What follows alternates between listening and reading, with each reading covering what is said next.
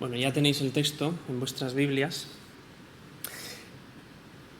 Me gustaría empezar con una reflexión, y es que la fe cristiana ha sido una cuestión que ha despertado hostilidades y que, por lo tanto, si por algo se caracteriza es por el hecho de crecer en un entorno, en un contexto más bien desfavorable, ¿no? Un vistazo rápido a la historia del cristianismo nos lleva a comprobar que no podemos entender el crecimiento y la expresión de la fe en Jesús sin elementos como el dolor, como el sufrimiento o el rechazo, la hostilidad en general, ¿no? Fijaos, el reformador español y traductor de la Biblia al castellano, Casiodoro de Reina, es el Reina de nuestras traducciones Reina y Valera. Pues Casiodoro de Reina, refiriéndose a la expresión de la fe cristiana que se planteó en la Reforma protestante, decía lo siguiente. Decía, si el mundo ahora resiste a esta doctrina, no es maravilla, porque no hace nada de nuevo o de extraño a su condición, como sí que lo haría si la abrazase sin contradicción alguna.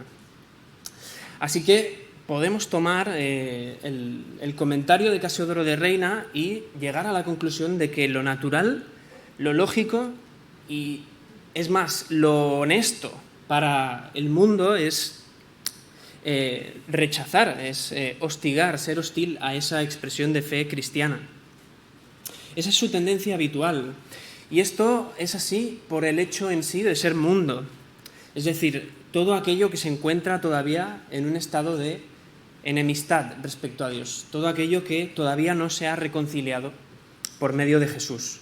Muchas veces utilizamos el concepto de mundo, pero es algo muy general y nos convendría acotar un poco ese concepto tan amplio. Y si ha sido así, si la fe cristiana ha crecido por medio de hostilidades a lo largo de la historia, creo que tampoco ahora es diferente. Para la organización Puertas Abiertas, que cada año publica la lista mundial de persecución del cristianismo en el mundo, esa hostilidad, ese rechazo contra la fe en Jesús se traduce en violencia física, en discriminación e incluso en muerte y asesinato para más de 340 millones de cristianos en todo el planeta. Para nosotros, en nuestro contexto occidental, ampliamente tolerante, ampliamente tranquilo, ampliamente secularizado, la hostilidad se traduce en lo que el autor indio Vishal Mangalwadi ha denominado como la amputación del alma. Y de forma resumida, Mangalwadi lo expresa con estas palabras. Dice, las críticas contra la Biblia son el reconocimiento de su poder cultural singular. Dice, habiendo amputado la Biblia, la maquinaria educativa de Occidente puede hacer buenos robots, pero ni siquiera puede definir a una buena persona. Así se da la hostilidad contra la fe en Jesús en nuestro contexto, ya que esta fe se define como verdadera y como capaz de distinguir lo bueno de lo malo. Y precisamente esas son dos de las pocas cosas que este contexto occidental, secular y ampliamente tolerante, pues no está dispuesto a tolerar, definir la verdad y distinguir lo bueno de lo malo. Me gustaría poneros un ejemplo de lo que es esa amputación del alma. Y me gustaría hacerlo utilizando las palabras del Premio Nobel de Física de 2019, Michel Mayor. Michel Mayor dice, los hechos científicos dicen que la vida es un proceso natural. Yo creo que la única respuesta es investigar y encontrar la respuesta. Para mí no hay sitio para Dios en el universo. Así se traduce la amputación del alma en nuestro contexto. Hemos prescindido del espacio que le correspondía a Dios en el universo. Y en medio de los diferentes contextos hostiles en los que la fe cristiana se ha desarrollado y ha crecido desde el principio, desde aquellas primeras iglesias que encontramos en las cartas de Pablo, qué necesarias que han resultado siempre palabras de afirmación y de ánimo para quienes tratamos de vivir no según una serie de preceptos religiosos ni según una serie de tradiciones morales, sino sobre la base de la fe en Cristo y de acuerdo a la nueva persona, la nueva criatura que esa fe tiene como resultado. En un contexto como este nuestro, en el que la fe en Jesús es percibida como algo irrelevante para el desarrollo y para la explicación de la vida, Y la principal forma de hostilidad se da contra ella, en el mejor de los casos, como veíamos, con la indiferencia, ¿no? Como algo que está ahí, pero que realmente no se trata como si no existiese. Pero también en un contexto como este nuestro, de enfermedad, de crisis, de conflicto constante. Los mensajes que el Nuevo Testamento contiene y que en su origen estaban destinados, escritos para las primeras iglesias y comunidades cristianas que existieron en la historia de la humanidad, esos mensajes traspasan el tiempo, el paso del tiempo, hasta llegar a nosotros. Y lo hacen para recordarnos que sigue habiendo esperanza para nosotros hoy, que sigue habiendo esperanza para la Iglesia y para el desarrollo de la fe cristiana. Traspasan el paso del tiempo para llegar a nosotros y recordarnos que siguen siendo una oportuna palabra de ánimo. Y esta mañana lo vamos a ver en el texto que ya tenéis abierto probablemente, Primera de Tesalonicenses, capítulo 1, versículos del 1 al 10. Es todo el capítulo, pero como veis es uno cortito.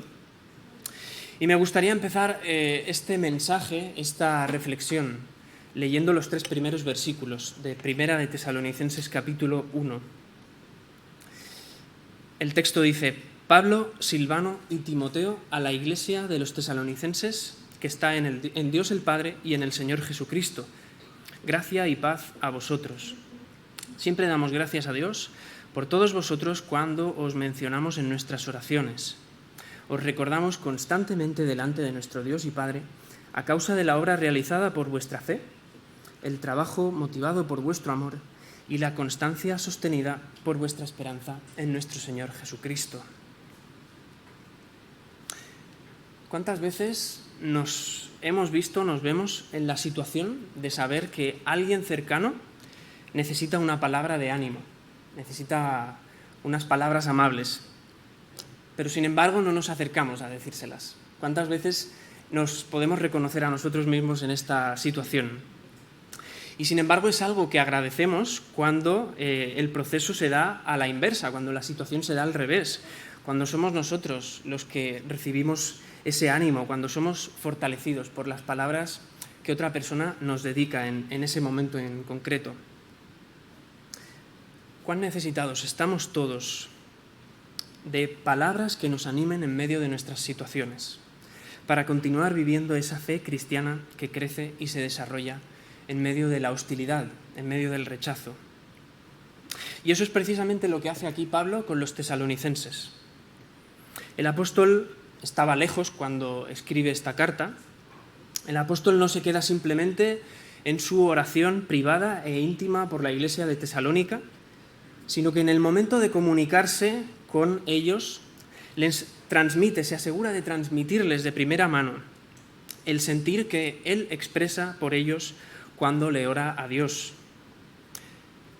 De la misma manera que reconocemos a Pablo severo y tajante en algunas de sus cartas, pues aquí encontramos al apóstol que no escatima palabras de cariño, de aprecio, de ánimo. Y si lo hace así es porque seguramente sabe que sus destinatarios las necesitan en ese momento. Es capaz de reconocer que sus destinatarios necesitan esas palabras de ánimo. ¿Cómo estamos correspondiendo nosotros hoy con la necesidad manifiesta de ánimo por parte de otros hermanos y hermanas? En Proverbios 16:24 leemos lo siguiente: las palabras amables son un panal de miel, endulzan el alma y sanan el cuerpo. ¿Qué necesidad tenemos nosotros de esa clase de palabras, de los unos para con los otros? Palabras que nos animen ante la adversidad y el rechazo.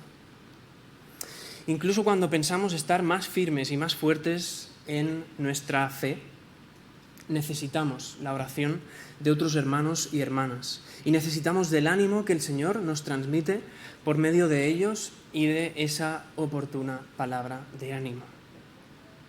Y si lo necesitamos es porque no es fácil, realmente no es fácil vivir en fidelidad la fe en Jesús en un contexto en el que, como hemos visto, la tendencia natural es a no hacerlo.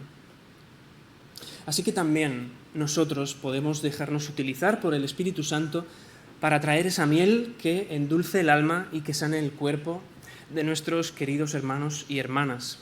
También en el día de hoy, también hoy es momento para acercarnos a esa persona que sabemos que se encuentra en una situación complicada y decirle abiertamente: hermano, hermana, sé que estás pasando por un momento difícil. Pienso constantemente en ello y en ti y oro por ti. Es de gran testimonio para mí ver cómo estás viviendo tu fe en Cristo.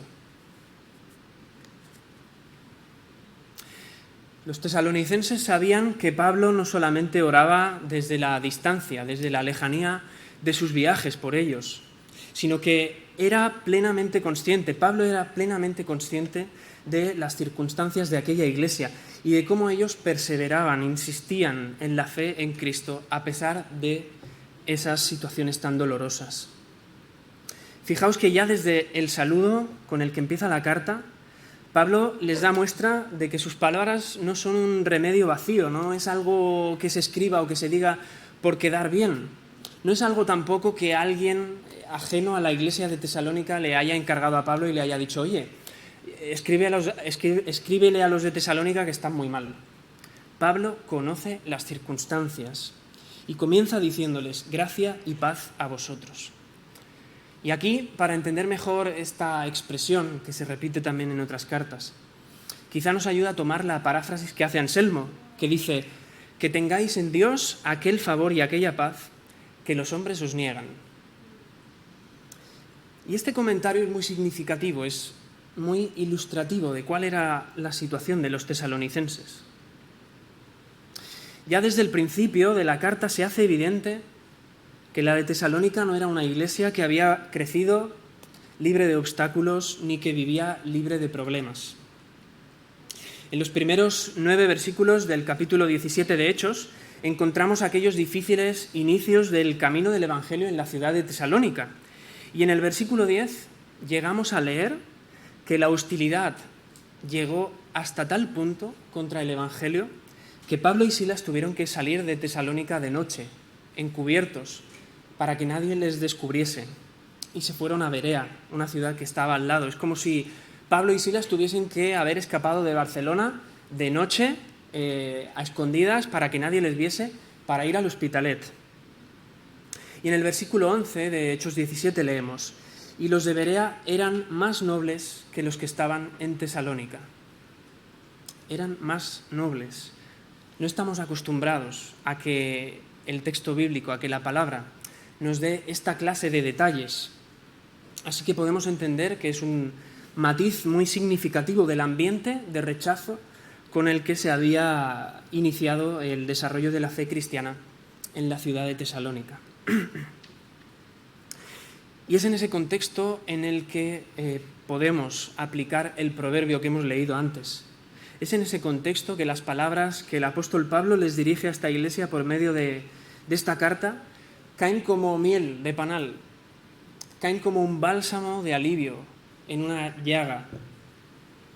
El apóstol Pablo tenía motivos para expresar gratitud por unos tesalonicenses que estaban siendo constantes en su testimonio cristiano, que estaban perseverando en la obra, a pesar de encontrarse en una ciudad de gentes poco nobles, como diría el autor de Hechos.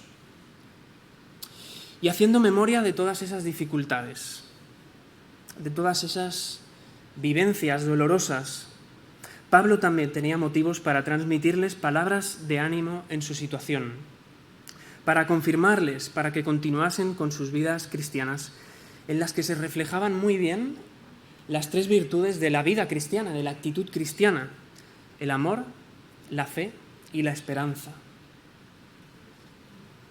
Alguien ha dicho lo siguiente: las cosas son lo que en realidad son en la presencia de Dios. Las cosas son lo que en realidad son en la presencia de Dios. Y Pablo tenía muy presente de qué forma los tesalonicenses estaban ante Dios, estaban en la presencia de Dios, de qué forma estaban viviendo sus vidas en fidelidad a Dios y a su fe en Cristo. ¿Puede decirse lo mismo de nosotros hoy?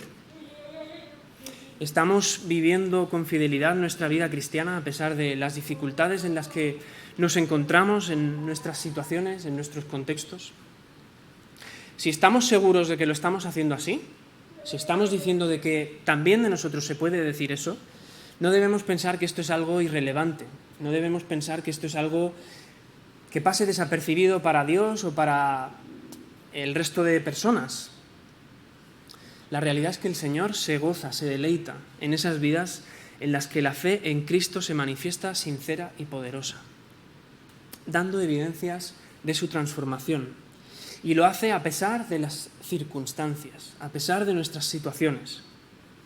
Pero la verdad es que al mismo tiempo Dios nos recuerda el oportuno ánimo para continuar nuestra fe, para que perseveremos en ello. Vamos a volver a Primera de Tesalonicenses 1 para continuar con este mensaje y voy a leer los versículos del 4 al 8. El texto continúa y dice: Hermanos amados de Dios, sabemos que Él os ha escogido porque nuestro evangelio os llegó no solo con palabras, sino también con poder, es decir, con el Espíritu Santo y con profunda convicción. Como bien sabéis, estuvimos entre vosotros buscando vuestro bien. Vosotros os hicisteis imitadores nuestros y del Señor cuando, a pesar de mucho sufrimiento, recibisteis el mensaje con la alegría que infunde el Espíritu Santo. De esta manera os constituisteis en ejemplo para todos los creyentes de Macedonia y de Acaya. Partiendo de vosotros, el mensaje del Señor se ha proclamado no solo en Macedonia y en Acaya, sino en todo lugar. A tal punto se ha divulgado vuestra fe en Dios que ya no es necesario que nosotros digamos nada.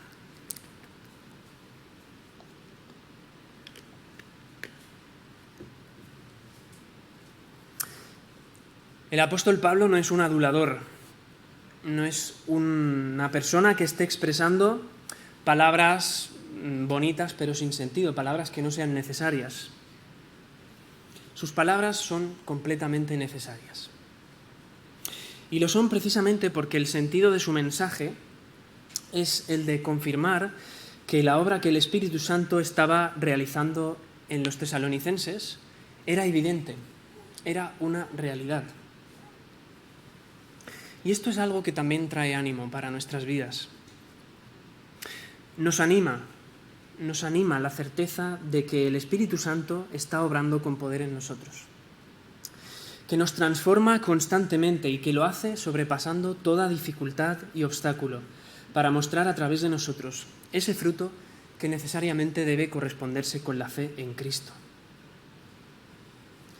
La realidad del poder del Espíritu Santo en nuestras vidas se convierte en algo central para el ánimo en la fe cristiana, porque es cuando más se hace evidente que el desarrollo, el crecimiento de esa fe no depende de nosotros, ni de nuestras emociones, ni de nuestras fuerzas, ni de nuestras situaciones, que son tan variables y cambiantes, sino que depende de la realidad espiritual con la que Dios nos ha dotado por medio del sacrificio de Jesús. Y este es un distintivo común, esto es algo común en todos aquellos que nos llamamos cristianos. Es como una patente, una prueba de certificación. Pablo lo recuerda así también en muchas de las otras cartas que escribe a las iglesias que vemos en el Nuevo Testamento. Por poner un ejemplo, cuando escribe a los Efesios, les recuerda que fueron sellados con el Espíritu Santo de la promesa. Así que como podemos entender la realidad del Espíritu Santo en nuestras vidas como la base desde la que crece, desde la que se desarrolla esa fe cristiana, es algo que nos trae ánimo, es algo que debe animarnos, porque no es algo que se pueda fingir, no es algo que nosotros podamos comprar o aparentar, no es algo que pueda representarse el domingo por la mañana, pero el resto de la semana no. Aquí no hay engaños. Es un sello perceptible para quienes también lo tienen. Es un sello perceptible para todos los cristianos. Y al mismo tiempo es un sello que confunde, es un sello que causa desconcierto a ese mundo que sigue alejado de Dios, que sigue hostil a la fe en Cristo. Es un sello que no se puede falsear, porque se basa en la promesa que el Señor pronunció ante sus discípulos justo antes de ser crucificado.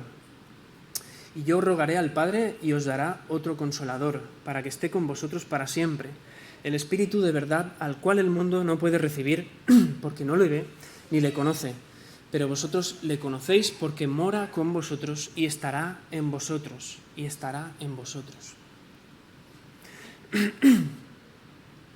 El Espíritu Santo se manifestaba con poder en la fe que los tesalonicenses estaban viviendo en medio de sus circunstancias, de sus dificultades.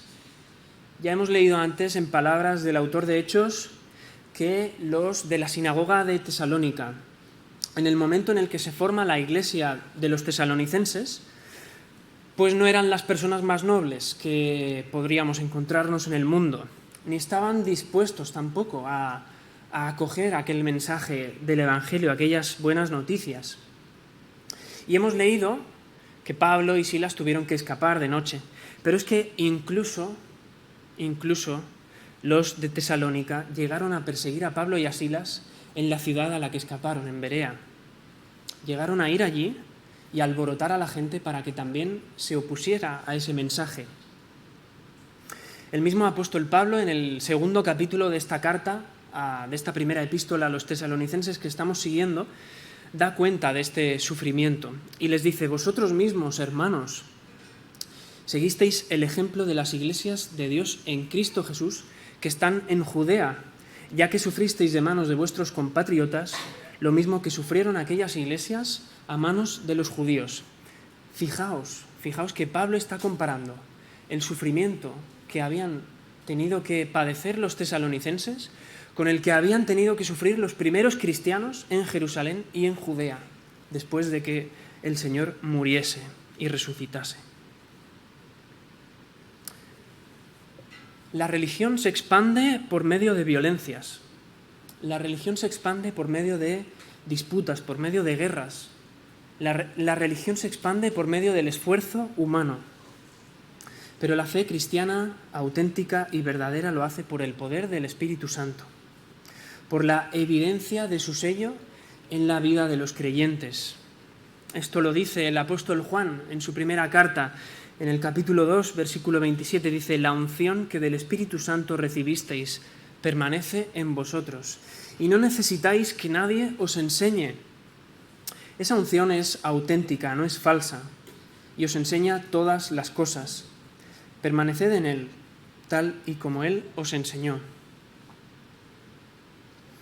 Los judíos de Tesalónica solamente habían podido perseguir a Pablo, solamente habían podido hostigarle, molestarle, hasta la ciudad de al lado, hasta Berea.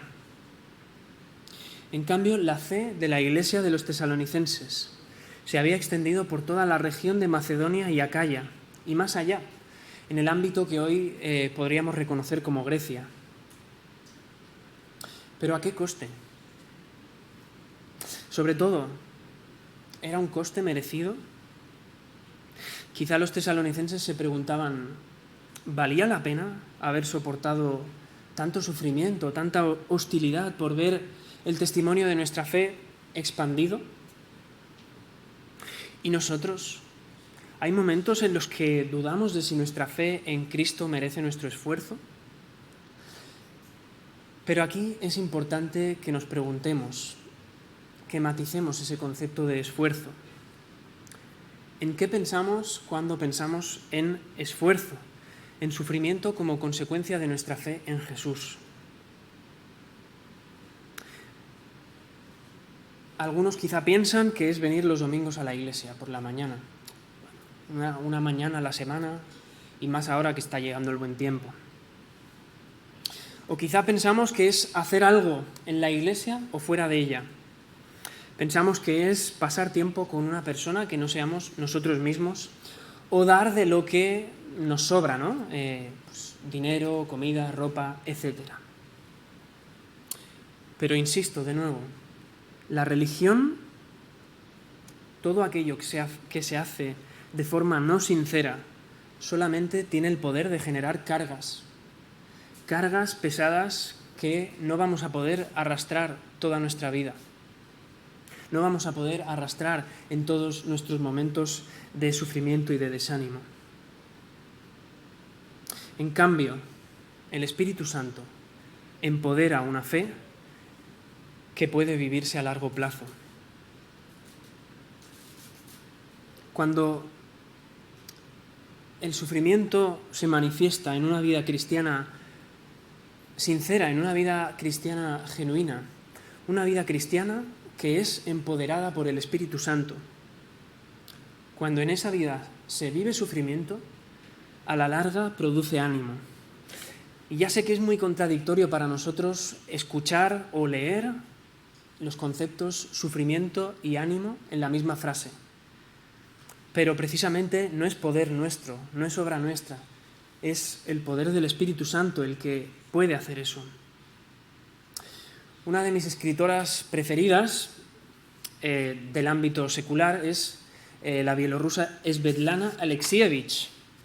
Y ella escribe muchísimo sobre la muerte y el amor, que precisamente son dos aspectos de la vida que quizás más nos hacen sufrir al ser humano.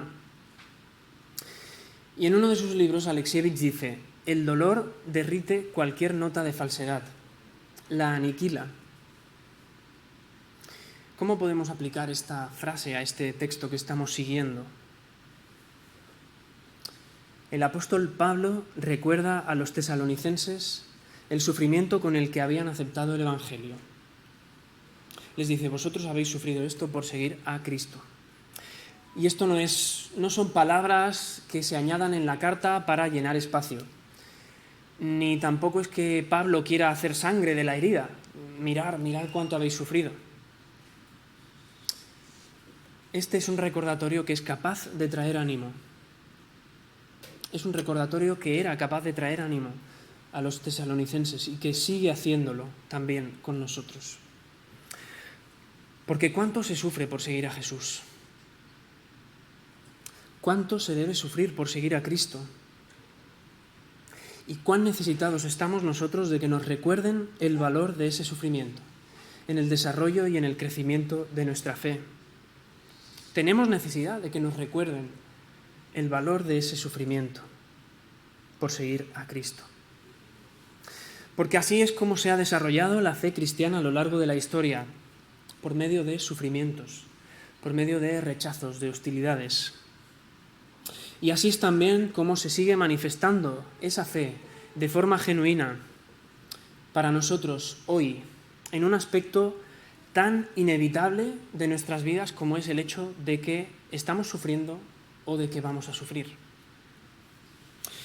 El mismo apóstol Pablo, en la segunda epístola que les escribe a los tesalonicenses, les habla precisamente del ánimo que producía el recuerdo del sufrimiento que ellos habían padecido, y les dice: nosotros mismos nos gloriamos de vosotros en las iglesias de Dios por vuestra paciencia y fe en todas vuestras persecuciones y tribulaciones que soportáis.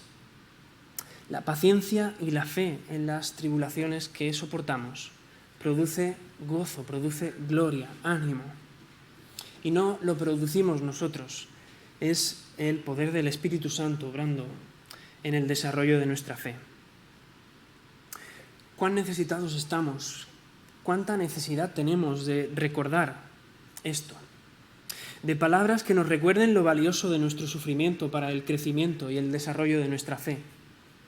Porque a veces tenemos la necesidad de buscar la vía rápida y a veces somos un poquito ingenuos y pensamos que vamos a poder evitar al máximo los sufrimientos que sufrimos. Pero cuán necesitados estamos de que nos recuerden que tiene valor.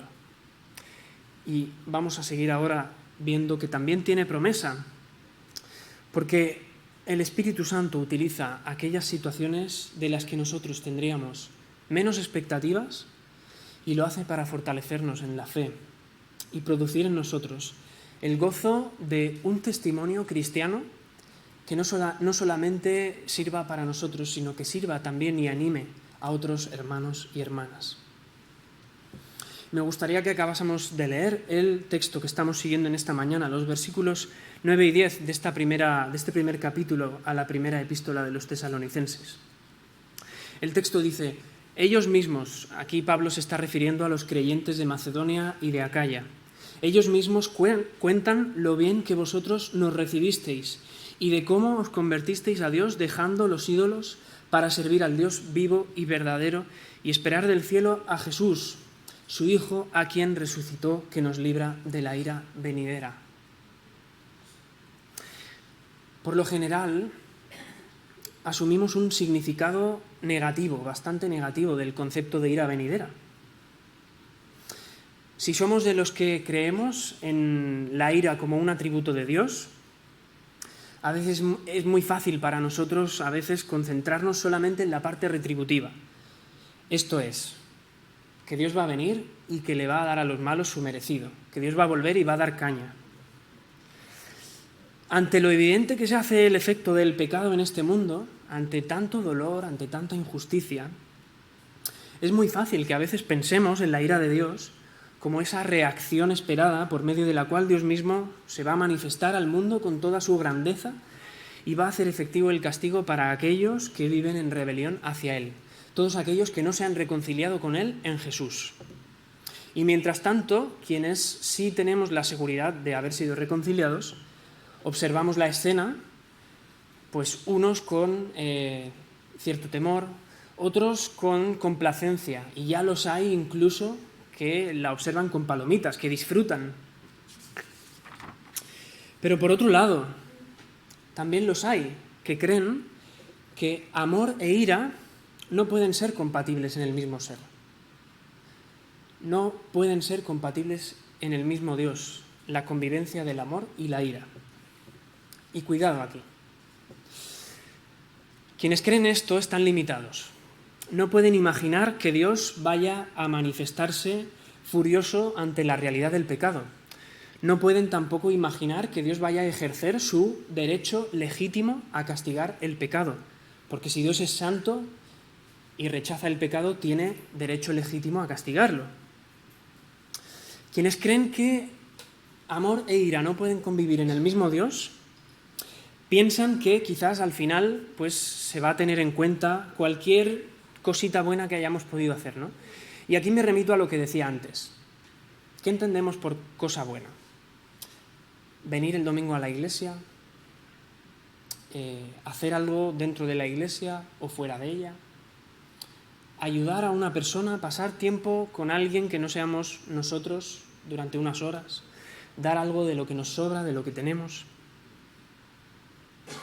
Piensan que quizás esto equilibrará el desajuste que ha causado el efecto del pecado. Pero aquí podemos preguntar, ¿y dónde queda Cristo? ¿Dónde queda Jesús y su obra? Si creemos esto, si pensamos que en el mismo Dios no pueden convivir amor e ira, ¿dónde está Jesús para nosotros? Tenemos que entender que el Dios que se ha dado a conocer, el Dios que se ha revelado por medio de su palabra, no es ni tan simple como veíamos al principio en la cuestión retributiva, no es tan simple como una venganza, como una satisfacción, pero tampoco es tan injusto como estábamos planteando ahora. No es tan injusto para dejar todo lo malo que hay en el mundo y coger una piedrecita buena que se haya podido cosechar.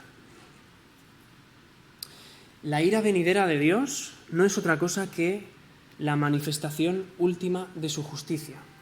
Y la necesitamos. Ay de nosotros si esa ira venidera no llega, si no forma parte de la promesa de Dios. Ay de nosotros. Por medio de la promesa de su ira, Dios nos garantiza que no va a dejar pasar el pecado ni su efecto en este mundo, que va a hacer justicia. Para los tesalonicenses, leer acerca de la ira venidera no era otra cosa que un recordatorio de que podían confiar en la promesa de que el Señor iba a regresar e iba a aplicar justicia ante tanta injusticia, ante tanto dolor. Pero para nosotros, leer acerca de esta ira venidera, como comentaba, no significa ni tiene que significar ver una sed de venganza satisfecha para todos los que han vivido su vida yendo el domingo a la iglesia. Pero tampoco debe significar un rasgo conflictivo para nosotros, un atributo conflictivo de Dios. tampoco debe suponernos una carga porque estamos intentando encajarlo en el carácter de Dios y no lo conseguimos hacer. No conseguimos que en nuestra visión de Dios encaje la ira. No debe significar eso. Para nosotros, leer acerca de la ira venidera también debe ser un recordatorio de que a Dios le sigue importando todo lo que pasa en este mundo. La injusticia que se vive en él, el abuso que se comete en él, la violencia que se practica en él. Y cuando vuelva el Señor, promete que nada de eso va a quedar sin resolver. No va a dejar ninguna de esas situaciones exentas de su justicia. La ira venidera de Dios nos revela que Dios sigue siendo justo y lo va a seguir siendo siempre, también en ese momento que interpretamos como el final. ¿Cuánto necesitamos palabras de ánimo que nos recuerden que tenemos un Dios justo en el que esperar y una promesa de justicia que va a ser satisfecha, que va a ser cumplida? Lo necesitamos, lo necesitamos. El pastor británico Rick Otis dice: a no ser que comprendamos bien la ira venidera de Dios, no comprenderemos bien la crucifixión y la resurrección de Jesús y por lo tanto no comprenderemos bien el cristianismo. La ira venidera de Dios nos habla de un Dios al que le sigue importando cómo nos tratamos los unos a los otros. Un Dios que sigue interesado en cómo estás siendo tú tratado ahora mismo. Que sigue interesado en si estás siendo abusado o si has sido abusado de alguna manera. En si estás siendo explotado en tu trabajo. En si estás siendo rechazado como migrante en un país, lejos de tu casa, extraño y que solamente hace que poner trabas a la regularización de tu situación. La ira venidera nos habla de un Dios que sigue interesado en si estás sufriendo bullying en el instituto o si estás siendo perseguido o despreciado a causa de tu fe. Sabéis, en nuestro contexto estamos muy mal acostumbrados a la impunidad. Y digo esto con miedo. Cuando lo pensaba, cuando lo escribía, sentía temor. Estamos muy mal acostumbrados a la impunidad. Hemos asumido que nuestros sistemas judiciales son fallidos y lo hemos asumido de una forma increíble, naturalizándolo. Hemos asumido que en nuestros tribunales el culpable puede quedar libre de su delito, de su crimen, y que la víctima puede quedar sin reparación y puede vivir así el resto de su vida.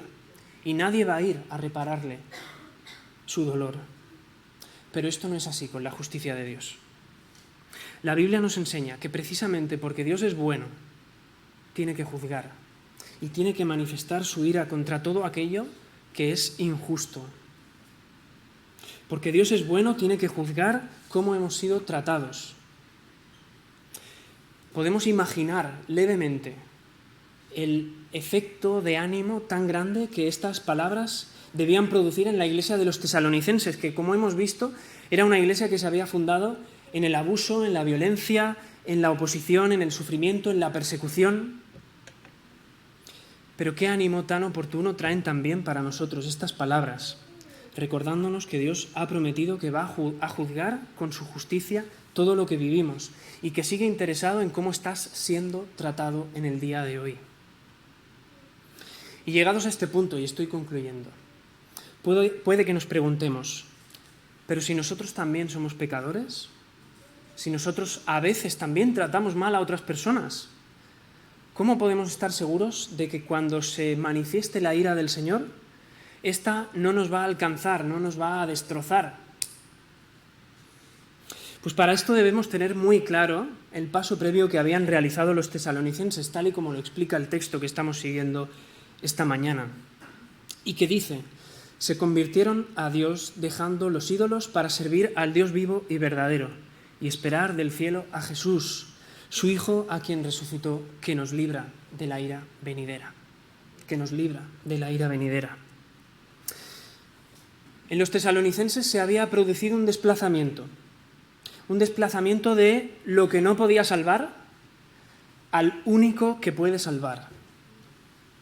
En su contexto, el concepto que aquí se escribe como ídolos En ese contexto sí que se utiliza para hacer referencia a toda esa gama de antiguas divinidades, a todo ese elenco de dioses de la mitología griega que representaban tanto elementos de la naturaleza como el sol o el viento, pero también atributos humanos, como por ejemplo el deseo de hacer la guerra o incluso la ira, que para los griegos era la diosa Lisa, o que algunos la llamaban Lita. Para nosotros leer acerca de esto, leer acerca de ídolos, es útil en el sentido en el que nos refleja cómo todas aquellas divinidades inventadas, creadas por la mitología, estaban ocupando el lugar que solamente le correspondía a Dios. ¿Y de qué forma los tesalonicenses, abandonando aquellos ídolos, se habían asegurado que el centro de sus vidas era ocupado únicamente por Jesús, por el que puede salvar, y que solamente entonces podían servirle, podían perseverar en la fe? ¿Qué es lo que ocupa hoy tu corazón? ¿Qué es lo que ocupa hoy el centro de tu vida? ¿Qué falsos dioses te has inventado o has heredado o has asumido de tu cultura y que están ocupando el lugar que le corresponde a Dios? Seguro que para muchos de nosotros ya no es necesario pensar en nombres mitológicos como Lisa o Lita, sino que podemos pensar en nosotros mismos. Podemos pensar en nuestro propio nombre como nuestra principal y más grande idolatría, como aquello que muchas veces ubicamos en el centro de nuestra vida.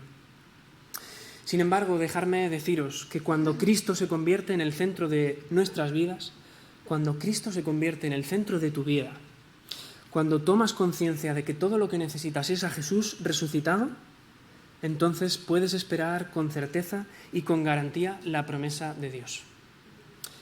Alguien ha dicho: esperar la venida del Señor es una característica segura del verdadero creyente. Podemos darle la vuelta. El verdadero creyente es el que espera en Cristo con seguridad. Y esta espera solamente tiene su plenitud en el Señor Jesús. Jesús también tuvo palabras oportunas de ánimo para sus discípulos en el momento en el que les iba a dejar y en el que iba a ocupar su lugar y nuestro lugar en la cruz. Y les dijo: no os voy a dejar huérfanos, volveré a vosotros. Juan 14, 18. Jesús murió en la cruz y resucitó. ¿Cómo podemos estar seguros de que esa ira venidera no nos va a alcanzar? Jesús murió en la cruz y resucitó para que podamos esperar en Él la justicia plena de Dios, con la seguridad de que nosotros ya hemos sido justificados, ya hemos sido declarados justos, y que nuestro pecado, aunque sigue siendo una realidad para nosotros, pero ya no está igual ante Dios, como sí que lo estaba antes. Ya no está con el mismo aspecto con el que estaba antes de que fuésemos justificados en Cristo. Seguimos temiendo, sigue siendo algo que nos causa temor, esa revelación definitiva de la justicia, porque seguimos encontrándonos en un mundo de dolor, en un mundo de injusticia, pero al mismo tiempo debemos vivir anhelando ese momento y teniendo la garantía de que Cristo está en el centro de nuestras vidas. Primera de Corintios capítulo 1, versículos 7 y 8. De modo que no os falta ningún don espiritual mientras esperáis con ansias que se manifieste nuestro Señor Jesucristo. Él os mantendrá firmes hasta el fin, para que seáis irreprochables en el día de nuestro Señor Jesucristo. El Señor nos mantendrá para que podamos superar ese día. En este mundo hemos visto que lo natural para el desarrollo y el crecimiento de la fe cristiana es sufrir. Situar a Cristo en el centro de nuestras vidas es algo que podemos poner por seguro que va a conllevar sufrimiento. El proceso de desplazarse de todo aquello que nos salva a lo único que puede salvar es un proceso doloroso.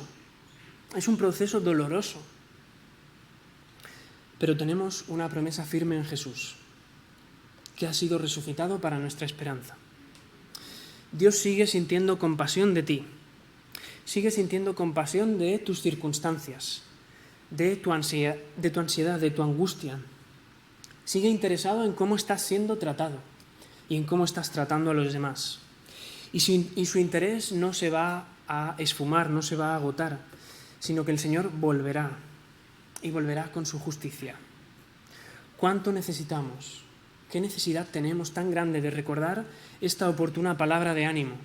Y no solamente en una predicación el domingo por la mañana, sino cada día de nuestras vidas. Y no solamente porque sea algo que traiga consuelo a nuestro corazón, que lo hace, podemos experimentar consuelo recordando este ánimo, sino porque también renueva nuestras fuerzas para seguir sirviendo al Dios vivo. Nos ayuda a perseverar en esa fe mientras esperamos su regreso. Que así sea.